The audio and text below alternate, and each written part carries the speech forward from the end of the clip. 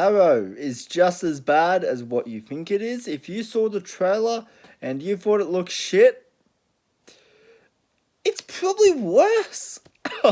It's probably worse.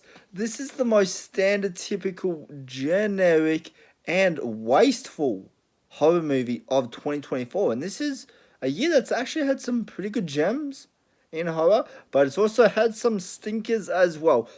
Nice swim. Oh wow, I had something in my throat then. Think I'm coming down with something. Um, this is the type of movie that shames horror. This is the type of movie that your teenage son can go to the theater with his girlfriend and they can hold hands and they can go home after the movie and have sex.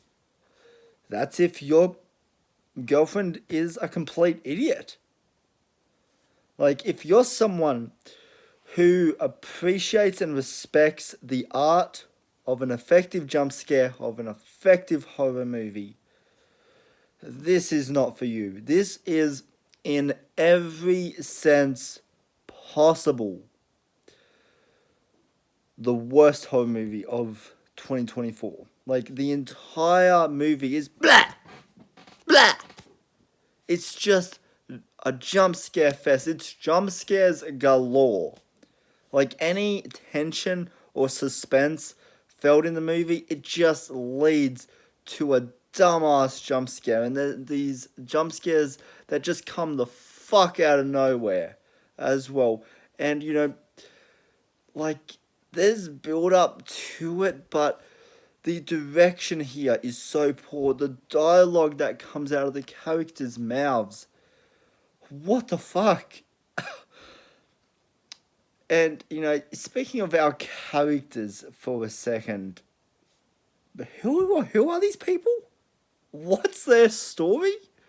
Like, there's one of them that's going through, like, a breakup at the moment, but then there's this love, reconnection, I guess you can call it, and just this has everything that us horror fans hate about teenage horror movies. This is the movie, that will more likely do well at the box office. PG-13, there's a big audience out there for it. This movie is more likely going to do well. But I fucking hope the studio listens to the real horror fans and doesn't fucking listen to the fucking teenagers who does not know what the fuck they're talking about. Because they are not old enough to appreciate what real horror is. This is not real horror. Saying that, there's a couple things I can say positive about this movie. There's a cool jester, clown, scene. If you've seen the movie, you know what I'm talking about. That whole scene, I really dug, actually. I thought it was directed really well. I thought it was shot really well. I thought the suspense and mystery of that sequence was really good. There's a scene with a train that I really liked, honestly. That kind of played with audiences' expectations a bit. Like that. So I guess every scene that had the demons in it, I really dug that. All of these sequences I really liked. But that's maybe only about 25 minutes out of this monstrosity. That's like, maybe even less, honestly. Maybe I'm going to go as far as say 20 minutes. Like, they're the best scenes, but the ending is fucking abysmal. The acting is fucking horrible. The direction... How did this guy get into Hollywood? Like, seriously? How did this guy get into Hollywood? Because, like, you aren't proving yourself here, mate. You really aren't. But,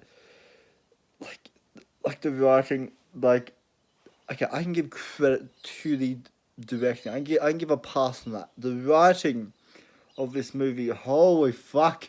Like, what studio read the script and was like, my god, this is going to be the next big thing. We can make a fucking universe out of this. God damn it. Who the hell signed off on this? And who decided to finance this shit? Like, who read this script and was like, oh, that dialogue is so good. This is going to be a Quentin Tarantino fucking masterpiece right here. This is going to be up there with the greats. Like, ah, shit. This, I checked out by the end. I fell asleep in the fucking theater. I did not care. Um,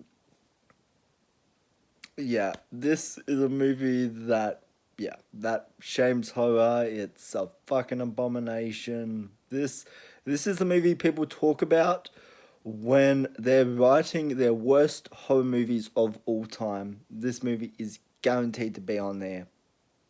So, anyways, they're my thoughts.